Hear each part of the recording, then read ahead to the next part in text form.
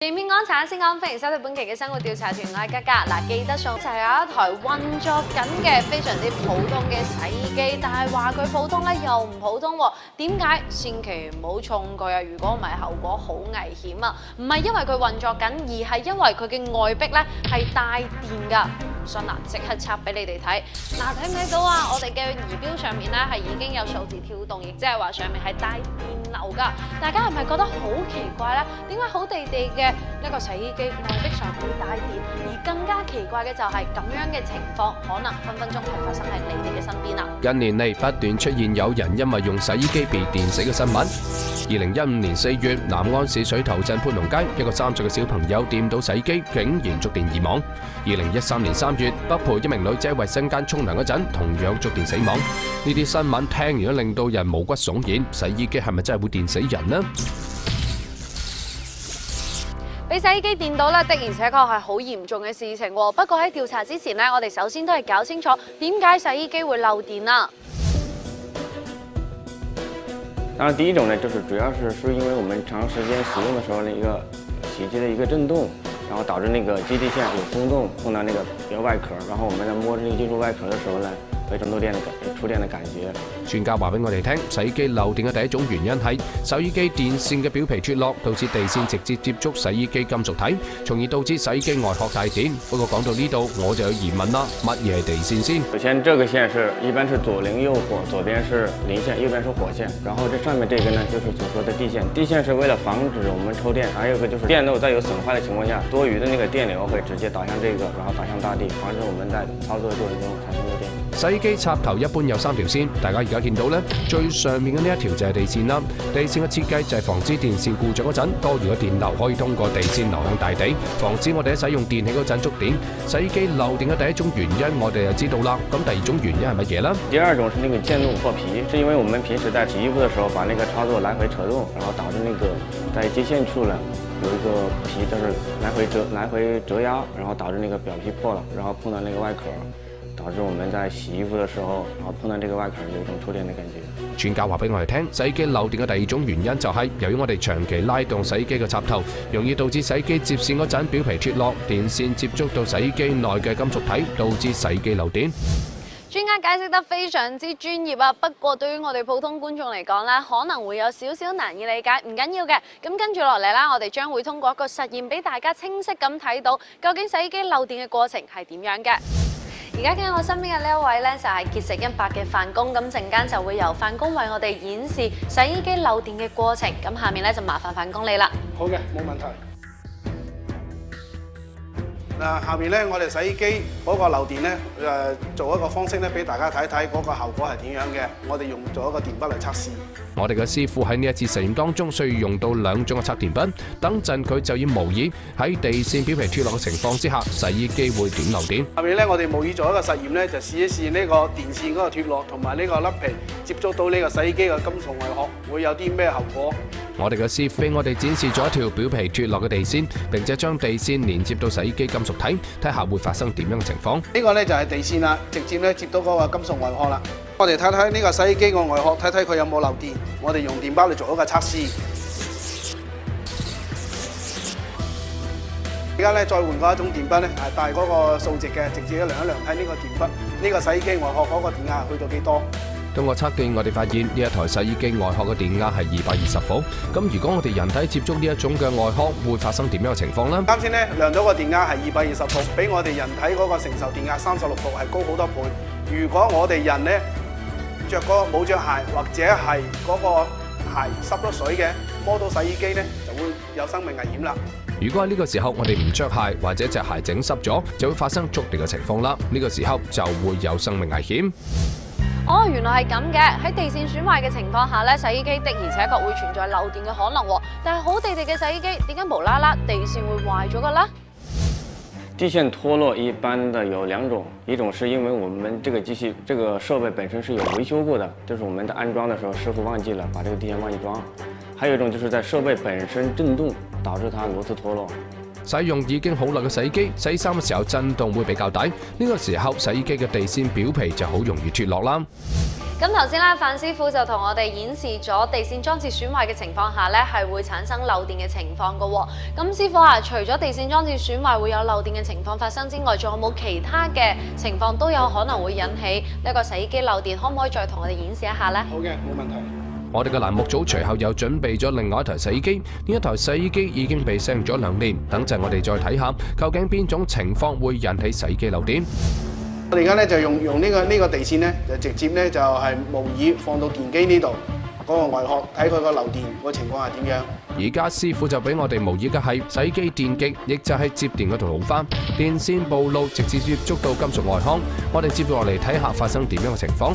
各位觀眾，呢個實驗好危險，大家千祈唔好模仿啊！嗱，而家咧我哋量到係220伏，係嘛？咁啲咩原因造成呢個現象咧？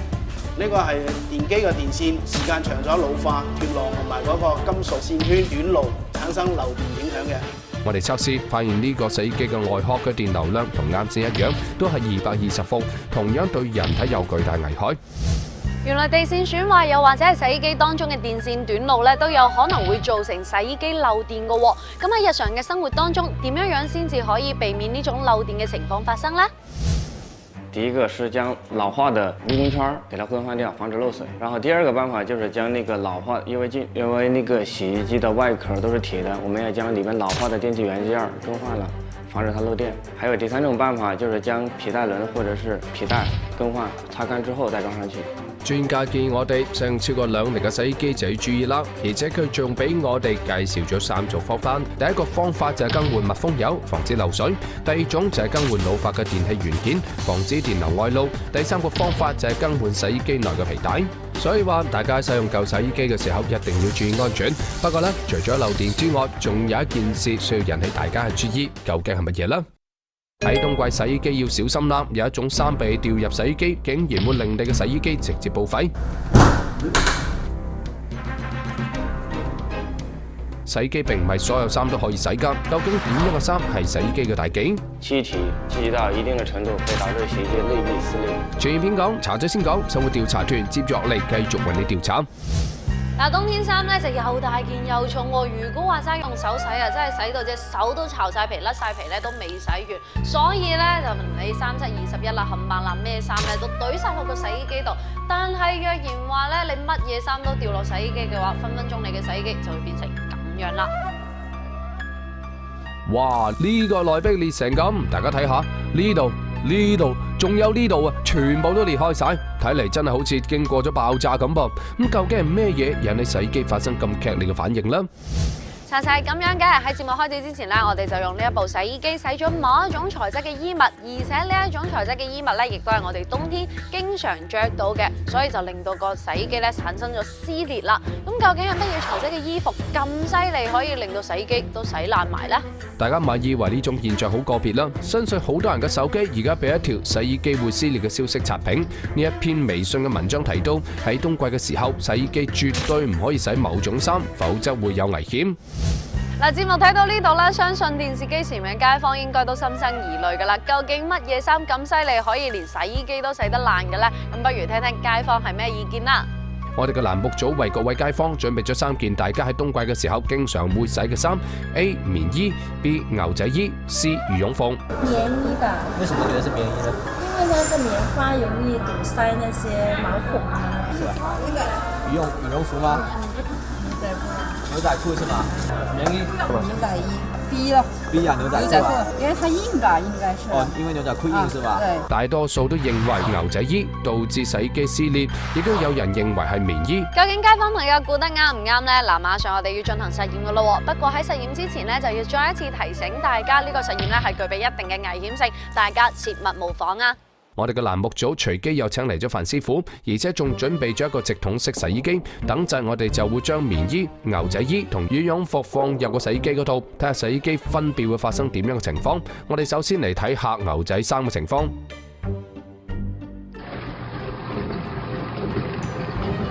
咦，咁樣睇起身，大家都認為有可能嘅牛仔衫並冇令到洗衣機發生啲咩情況噃。OK， 接落嚟我哋首先嚟試一試棉衣嘅情況係點樣啦。而家棉衣已經被放入咗洗衣機入邊，咁呢一個洗衣機會唔會發生啲咩特別情況呢？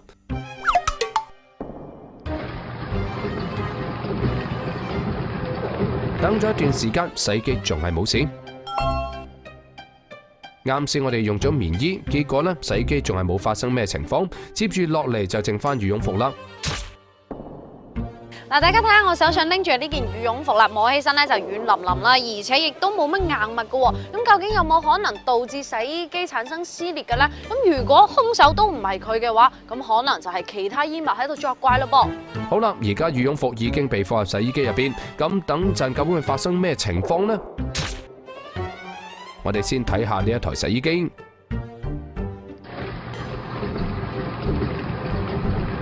咪住先，洗衣機好似有新情況噃。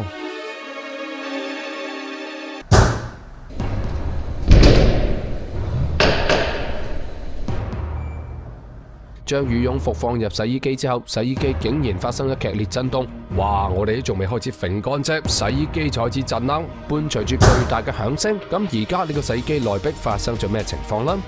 師傅打開嘅時候，洗衣機嘅內壁都係泡泡，睇唔清楚入邊到底係點。不過師傅話俾我哋聽，呢個洗衣機問題唔細啊。咁究竟係咩問題呢？我哋而家睇到呢個洗衣機入邊咧，全部都係泡沫，睇唔清楚入邊發生咩情況。如果再咁洗落去，時間長啲咧，呢台洗衣機肯定會報廢。但師傅話俾我哋聽，好在阻止及時，等到洗衣機揈乾嘅時候，洗衣機就徹底報廢啦。亦就係新聞所講內壁撕裂。原來令到洗衣機產生撕裂嘅元兇真係羽絨服啊！有冇搞錯啊？羽絨服腍病病、軟綿綿咁樣樣，究竟點解會令到洗衣機產生撕裂嘅啦？羽絨服質量比較輕，透氣性能差，洗衣機完全進水後，裡面填滿的羽絨會積集在一起，從而使羽絨服內產生大面積的空隙。在高速曬乾時，之前吸飽水的羽絨脫水後會不斷膨脹，羽絨服內會產生大量的空氣，而防水塗層又不利於空氣排出，又會不斷地將羽絨服撐大，將洗衣機內填滿。加上乾燥的尼龍布和羽絨會產生靜電，靜電產生大量的熱，會短期內爆發。而洗衣機內的空隙是有限的，氣體聚集到一定的程度會導致洗衣機內壁撕裂。直筒洗衣機會導致內壁撕裂，而滾筒洗衣機也有可能會導致內壁撕裂。希望大家還是注意安全。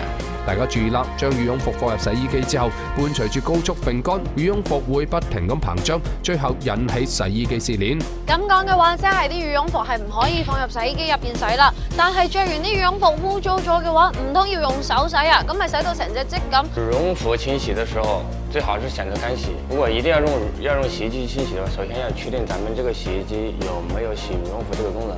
如果在清洗的時候呢，最好是選擇一個比較結實、牢套的一個網兜，把它罩起來。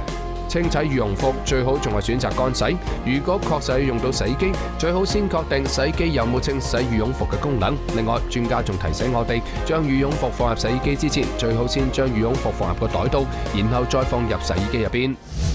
調查完洗衣機點解會撕裂嘅問題之後啦，我哋再嚟講講另外一個關於洗衣機嘅問題，就係選購問題啦。嗱，洗衣機咧係分成兩種嘅，一種咧就係滾筒式嘅，另外一種咧就係直筒式嘅。咁究竟邊一種會比較好一啲呢？直筒式洗衣機、滾筒式洗衣機，到底邊個洗衣機更加值得嚟購買？對整個衣物來講的話，它那個損傷率會比較小。究竟呢兩台洗衣機邊個洗衫更乾淨、更好掂，邊個更耗水啊？整個它耗水量要比那個要大得多。全意邊講，查咗先講。生活調查團接落嚟為你繼續調查。嗱，講到買洗衣機咧，的而且確係一件令人好頭痕同頭痛嘅事情嚟嘅喎。嗱，好似有啲人咧買洗衣機又想慳電慳水同耐用啦，但係選擇越多咧就越難選擇。究竟呢兩種洗衣機邊個好啲，邊個差啲呢？我哋馬上展開調查。兩種洗衣機究竟邊一種更加值得我哋去選購呢？嗱，不如喺調查之前，我哋首先搞清楚兩種洗衣機究竟有啲乜嘢唔同嘅地方啦。我哋首先問下專家，直筒式洗衣機嘅工作原理係乜嘢？直筒洗衣機的話，我們然後呢是直接看到裡面那個結構啊，然後它是直接經過渦輪底盤的正反轉，模擬那個家庭手洗的那個洗衣的方式。專家嘅話聽上嚟好生僻，可能好多觀眾聽到蒙查查。簡單啲嚟講呢，就係直筒式洗衣機嘅工作原理，就係模仿我哋人用手去洗衫，利用搓洗嘅方式清洗件衫。好啦，直筒式洗衣機係點工作嘅呢？大家都知道啦。下面我哋嚟了解下滾筒式洗衣機係點工作㗎。它裡面有那個3條提升筋，它是利用那個提升筋，然後呢把那個衣物，然後直接從底部拖到上部，然後再從上部，然後呢垂直扎起來，經過，然後就跟我們家裡面以前那種老式那種用那個木棍敲打衣物那個方式一模一樣。聽完專家嘅話，好多觀眾都可能蒙查查。滾筒式洗衣機嘅工作原理就係通過對衣物上下敲打，通過敲打嘅方式去除啲衫上面嘅污漬，好似以前古代女性用木棒嚟清洗啲衫。喺了解咗兩種洗衣機嘅工作原理之後呢，咁跟住落嚟，我哋一齊做翻個實驗，睇下兩種洗衣機佢哋嘅工作效率如何啦。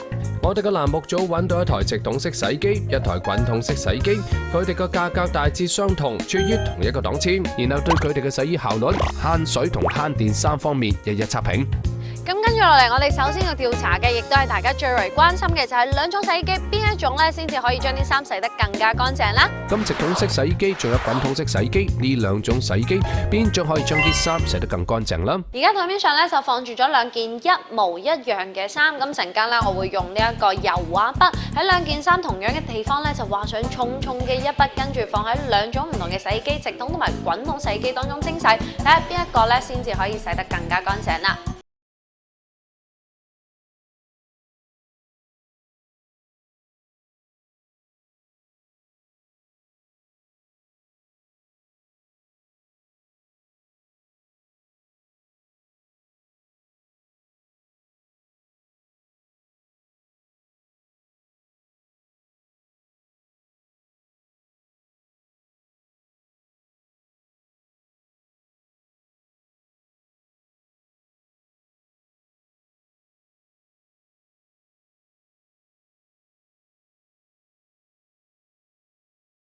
仲係可以見到一啲污漬。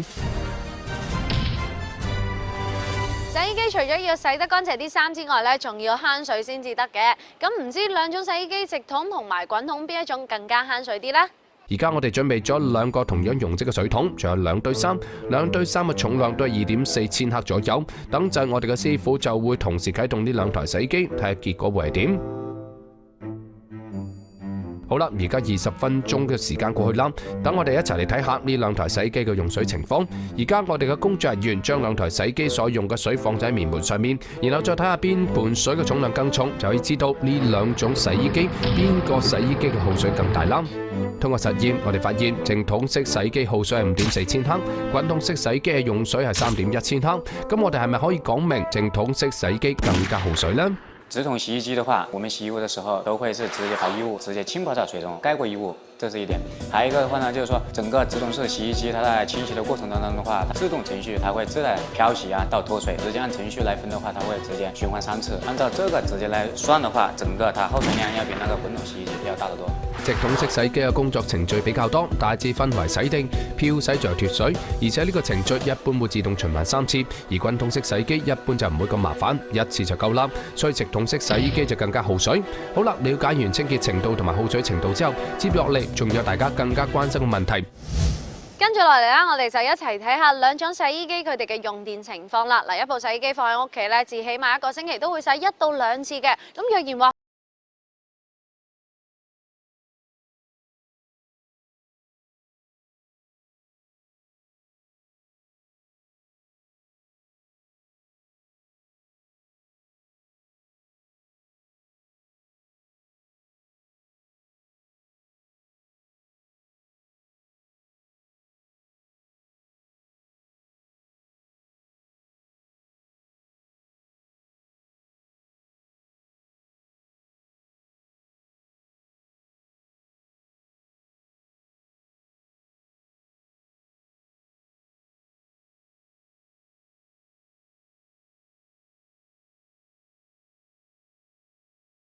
直筒式洗衣機究竟邊個洗衣機更加耗電呢？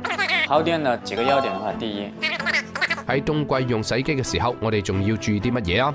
它容易纏繞，容易打結，還有一個對衣物的那個磨損的話呢，然後會比較大。喺上一節，我哋嘅調查員調查咗滾筒式洗衣機嘅耗電情況。通過實驗，我哋發現滾筒式洗衣機洗咗20分鐘，總共耗咗0.5度電，係半度電，比直筒式洗衣機略高。啱先嘅實驗當中咧，大家都可以清晰咁睇到邊一種嘅洗衣機先至更加耗電，但係喺我哋日常生活當中又係唔係咁樣嘅呢？我哋一齊去問問專家啦。當然是那個滾筒式耗電，滾筒式，然後耗電的幾個要點的話，第一，整個漂洗、清洗到那個脫水整個流程，它會然後用到大概100分鐘以上，這是第一個。還有一個的話呢，是它有一個那個直接加熱的一個功能，像它直接加溫的這段時間的話，也會基本上要耗到30到40分鐘，所以說它整個耗電量的話呢，會比那個直筒的要大得多。滾筒式洗衣機喺洗衫過程當中，一般都會洗100分鐘，而且仲會自動加熱，所以更加耗電。照咁睇嘅話，喺整潔方面，直筒式洗衣機獨佔龍頭；而喺耗電方面，直筒式洗衣機只係略勝一籌。而喺耗水方面，滾筒式洗衣機不居下風。而呢兩種洗衣機喺江湖上不分伯仲。我哋喺購買洗衣機嘅時候，究竟應該買邊種洗衣機呢？對此，專家又講咗一啲之前喺實驗當中冇體驗嘅嘢。那個滾筒洗衣機主要然後清洗的那個衣物的材質，然後會種類會比較多。而且呢，對整個衣物來講的話，它那個損傷率會比較小。那個直筒洗衣機呢，它容易纏繞，容易打結，還有一個對衣物的那個磨損的話呢，然後會比較大。就目前來看的話呢，我們也沒有說哪一個好，哪一個不好，各有長處。專家話俾我哋聽，滾筒式洗衣機可以清洗嘅衣物種類比較多，而且對衣物嘅損傷程度比較低，但係價格就高。而直筒式洗衣機喺清洗過程當中，對衣物嘅損傷就比較高，但係價格低。所以話呢，究竟買邊種洗衣機更加值得你買？呢個就要睇下你自己嘅個人需求啦。拜拜節目嚟到呢度就差唔多噶咯喎。如果電視機前面街坊朋友想了解更加多關於我哋節目資訊呢，就可以喺星期1至星期5晚上嘅8點半鎖定公共頻道生活調查團。下期同一時間我哋再見啦，拜拜。